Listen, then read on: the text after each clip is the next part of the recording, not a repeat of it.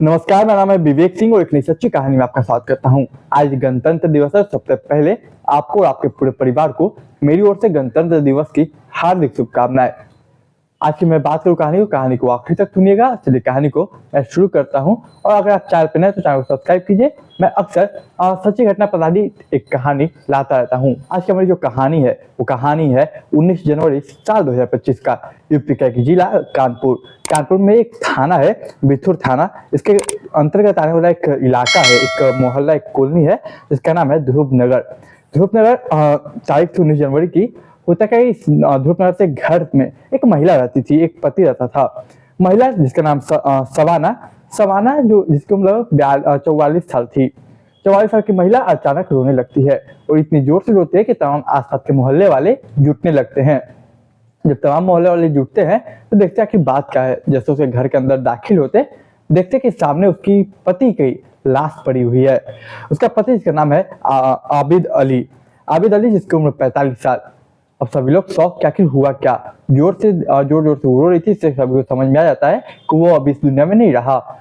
इसी बीच वो जो महिला थी यानी कि सवाना अपने भाई को कॉल करती है। भाई जिसका नाम सलीम मौका पे वहां पे पहुंचता है या उसके देखता है अपने जीजा का लाश। वो चौंक जाता है। वो देखता है इतनी भीड़ है, बहन रो रही है और जीजा का लाश पड़ा है। वो फौरन पुलिस को कॉल करता है। पुलिस वहां पे पहुंचती है और पुलिस उस लाश को जब्त करने के लिए निकल लेती है। इसके बाद पोस्टमार्टम के लिए भेजती है। लेकिन जब्त करने से पहले जब पंचनामा होता है बॉडी का, उस वक्त उसके बॉडी से यानी कि आबिद अली के बॉडी से कुछ ऐसी चीज मिलती है जिसे देख के पुलिस शॉक हो जाती है।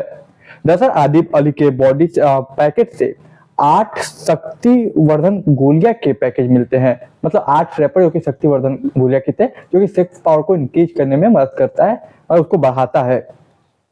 पुलिस ये बात उसकी पत्नी से पूछती है। जब उसकी पत्नी से यानी कि सवाना से पूछती है तो सवाना बोलते हैं कि दरअसल रात की बात है, जब वो आ रहे थे तो मैंने उन्हें कॉल करके बोला था कि शक्तिवर्धक गोलियां लेते आइएगा। दरअसल जब भी वो सर्दी वर्धक गोलियां खा के सेक्स करते हैं तब मुझे अच्छा लगता है और इसलिए उन्हें वो भी यूज करता है, तो मुझे कोई आपत्ति नहीं होती है। ये मेरी मर्जी से वो लाए थे। खैर, बॉडी को पोस्टमार्टम के लिए भेजा जाता है। इसके बाद पुलिस अपनी पुलिस इन्वेस्टिगेशन शुरू करती है। पोस्टमार्टम 24 घंटे बाद कुछ रिपोर्ट आती है। सभी को इतने देर में एक न्यूज फैलती है। न्यूज ये कि शक्तिवर्धक गोलियां खाने से एक शख्स की जान चली गई।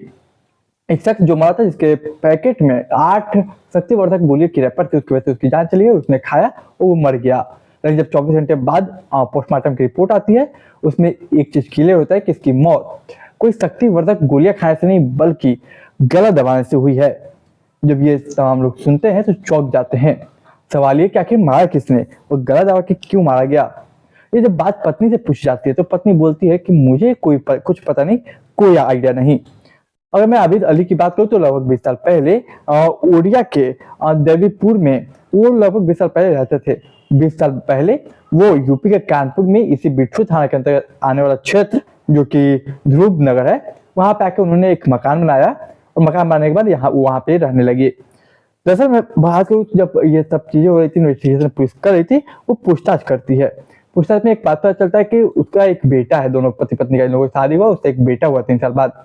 वो बेटा दरअसल लगभग 16 साल का होगा, 16-17 साल का, जो कि अपने मामा के यहाँ रहता है। मामा यानी कि सलीम, वही जिसने पुलिस को बुलाया।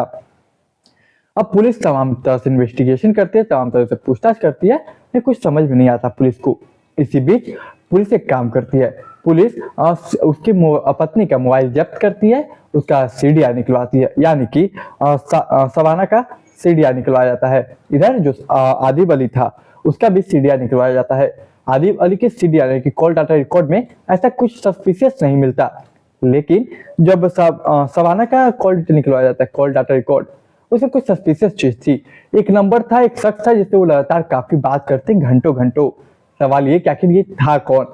जब इसके बारे में पता किया जाता है, पूछताछ किया जाता है, इन्वेस्टिगेशन में पता चलता कि जिससे वो लंबी बात करती है वो एक लड़का है, लगभग उससे 20 साल छोटा। उस लड़के की उम्र लगभग 20 से 22 साल, जिसका नाम है रेहान उर्फ ताहिब। देखिए, रेहान उर्फ ताहिब के बारे में पता चलता है तो सवाल ये कि एक 43-44 साल की महिला 20-22 साल के लड़के से क्यों बात करेगी इतना। फिर उसको उठाया जाता है, हिरासत में लिया जाता है। इधर शबाना को भी हिरासत में लिया जाता है और उधर दूसरा रेहान को भी हिरासत में लिया जाता है। दोनों से पुलिस वाले पूछताछ करते, दोनों अपनी अपनी कहानियां बताते, अपनी अपनी बातें बताते, लेकिन दोनों पुलिस वालों के सामने ज्यादा टिक नहीं पाते। वो कहते हैं कि पुलिस जब अपने पुलिस का अंदाज आजमाती है तो मुर्दों से भी सच निकलवा लेती है, फिर जाके जो कहानी निकल के आती है वो कहानी वाकई में चौंका देती है। दरअसल इस कहानी की असल शुरुआत साल 2024 यानी कि 1 साल पहले हुई थी। इधर देखिए 1 साल पहले जो शबाना है वो एक इंस्टाग्राम अकाउंट बनाती है। इंस्टाग्राम अकाउंट बनाने के बाद वो अपने प्रोफाइल पे फोटो पोस्ट करती। वो फोटो तकरीबन 20 साल पहले की, जब वो जवान थी उस वक्त की वो फोटो पोस्ट करना शुरू करती, लगभग जब वो 20 या 22 साल की थी। इधर जो मैं बात करूँ रेहान की, वो दिल्ली में रह के ऑटो चलाता है। दिल्ली में ऑटो चलाता है, वो स्क्रॉल एक दिन यूं इंस्टाग्राम कर रहा था, उसको प्रोफाइल दिखती है शबाना की, उसे अच्छा लगता है, वो फोटो लाइक करता है, फॉलो करता है, कमेंट करता है। इसके बाद वो डर डर के एक बार मैसेज करता है शबाना को। देखते देखते उन दोनों की बातें शुरू हो जाती, ये बातें दोस्ती में बदल जाती। ये दोस्ती में बदल जाती तो कहीं ना कहीं ये रेहान जो है वो अनजान था इस बात से कि वो जिस महिला से बात कर रहा है उसकी उम्र 43 साल नहीं बल्कि 43 साल है, बल्कि 22 साल नहीं। लेकिन वो बातें कर रहा था, दोनों की करीबियत बढ़ती है, दोस्ती गहराई होती है। इसी बीच शबाना अपने पति के बारे में बताती कि वो शादीशुदा है, तमाम चीजें। इसी बीच जो दिल्ली में ऑटो चलाता था यानी कि रेहान, उसकी दोस्ती जब मजबूत होती थी, लेकिन यूं ही जो शबाना है वो बोलती है कि क्या आप हमसे मिल सकते हैं। तो ये जो शख्स था यानी कि रेहान, वो बोलता है ठीक है।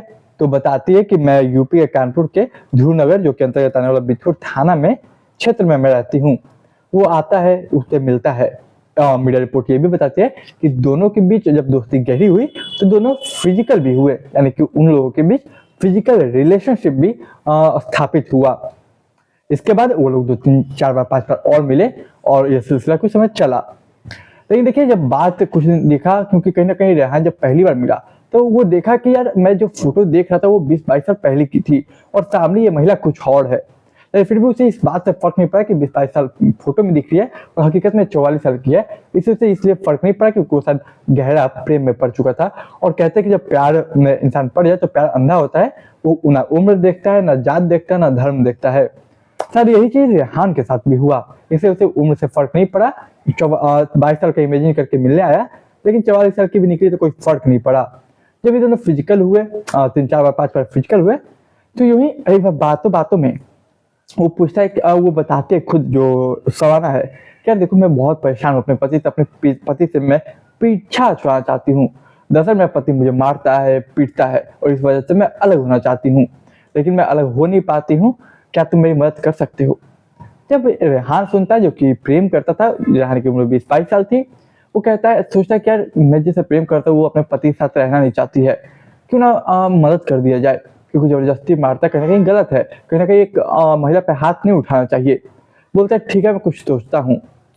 फिर मैं बात करता हूँ उस रेहान का एक दोस्त था जिसका नाम है विकास। वो अपने दोस्त विकास को कॉल करता है। विकास जो कि बदायूं का रहने वाला था। दरअसल 2 साल पहले इन लोगों की मुलाकात होती है दिल्ली वगैरह में कहीं, वहां पे दोनों ऑटो चलाते थे। लेकिन अब विकास जो है उसका पंजाब में कहीं 1 साल बाद जॉब लग गया। ये बात में 2020 में लोग 20 में दोस्ती हुई थी। फिर 1-2 साल बाद उसका जॉब लग गया पंजाब में किसी के यहाँ खाना पकाने का, तो वहां से चला गया। वो वहां से चला गया, लेकिन उनकी दोस्ती बरकरार रही, फोन पे कभी कभी बातें होती। तो अपने उसी दोस्त जो बदायूं का रहने वाला था, जो पंजाब में खाना पकाने का काम करता था, विकास को कॉल करता है कि मैं जिससे प्यार करता हूँ उस महिला का पति उसे बहुत टॉर्चर करता है, वो महिला उसके साथ रहना नहीं चाहती। इधर विकास को पैसों की जरूरत थी। वो कहता है कि मैं तुम्हारे पैसों की जो नीड है वो पूरा करूंगा, तुम बस मदद करो उसके पति को रास्ते से हटाने में। और इसी हिसाब से और इस प्लान के तहत पंजाब की लुधियाना शहर जो है वही वो रहता था विकास, वहां से आता है 17 जनवरी साल 2025 को। और विकास और वो जो रेहान है दोनों आके एक होटल लेते हैं, होटल में रुकते हैं। 17 तारीख को उसकी पत्नी आती है, मतलब शबाना आती है, जो कि आबिद अली की पत्नी थी। आती है अपने साथ 20,000 रुपए लाती है। वो पैसे विकास को देती और उसके बाद प्लान के तहत 18 तारीख की रात को अपने पति को कहती कि शक्तिवर्धन कोलियो का 8 पैकेज लाइएगा, कुछ पैकेज लेते आइएगा। वो उसका पति लेते आता है, इस बात से अनजान कि उसका मौत घर पे ही इंतजार कर रहा है। इसके बाद वो अपने पति को दारू पिलाती, बेहद दारू पिलाती। उसके बाद उसे वो दवाई खिलाती। वो बोलती कि सब कुछ ठीक होगा, हम लोग सेक्स करेंगे आज और तमाम चीजें। इधर रात को लगभग 1 बजे विकास और रेहान को वो बुलाती है अपने घर पे, यानी कि 18 और 19 तारीख की रात 1 बजे वो लोग घर पे 1 बजे आते हैं। और उसके पति को, जो कि ऑलरेडी नशे में था और वो गोलियां ले रखा था, तो देखिए वो लोग गला दबाते, लगभग 15 से 20 मिनट तक स्ट्रगल करता वो बचने की कोशिश करता, लेकिन वो गला दबाते और गला दबा के मार देते हैं। और इसी बीच देखिए वो जो पत्नी थी उसके इतना पावर आ गया था कि वो अपने पति के छाती पे बैठी हुई थी, एक ने हाथ पकड़ा था और एक ने गला दबाया। जब सुबह हुआ और जब सवाना रोने की एक्टिंग करने लगी, जब उसका अपना भाई सलीम आया, वो देखा कि यार मेरी बहन इतना रो कैसे सकती है। मतलब अक्सर इन लोगों के बीच, इनके और उसके जीजा के बीच अक्सर इतनी लड़ाइयाँ होती, झगड़े होते हैं, और वो इतनी आंसू बहा रही है, ये पच नहीं रहा है। कहीं उसके बाद वो थाने में कॉल करता है, बिठूर थाना, और वहाँ पे कॉल करके पुलिस को बुलाता है, और उसी के शक के आधार पे FIR दर्ज होती है, इन्वेस्टिगेशन होती है। कहीं ना कहीं उसके भाई यानी कि सलीम जो है उसे सलामी देनी चाहिए, हमें उसे सल्यूट जरूर करना चाहिए एक बार, क्योंकि अपनी बहन की गलती छुपाकर क्योंकि देखिए वो अपनी बहन की गलती छुपा सकता था, बचा सकता था, लेकिन उसने बचाया बल्कि सपोर्ट किया अपने जीजा का, उसे इंसाफ दिलवाया। और मैं बात करूँ उस दोनों के बच्चे का, तो वो ऑलरेडी शुरू से मामा घर ही रहता है, तो अब भी मामा घर रहेगा। और बाकी आप समझ होंगे कि अब सजा होगी, चार्जशीट फाइल होगी, कोर्ट में केस चलेगा। तो यही थी आज की हमारी कहानी। देखिए आज की कहानी सुनाने का उद्देश्य किसी की भावना को, किसी के दिल को ठेस पहुंचाना नहीं, केवल समाज में जागरूकता फैलाना था। तो उम्मीद करता हूँ आपको कहानी पसंद आई होगी। कहानी पसंद आई तो चैनल को सब्सक्राइब कीजिए, वीडियो को लाइक कीजिए, कमेंट कीजिए, शेयर कीजिए। मैं मिलूंगा एक नई कहानी में, और आप अपने विचारधारा कमेंट बॉक्स में जरूर रखिए। तो मैं मिलूंगा एक नई कहानी में, तब तक के लिए मुझे इजाजत दीजिए।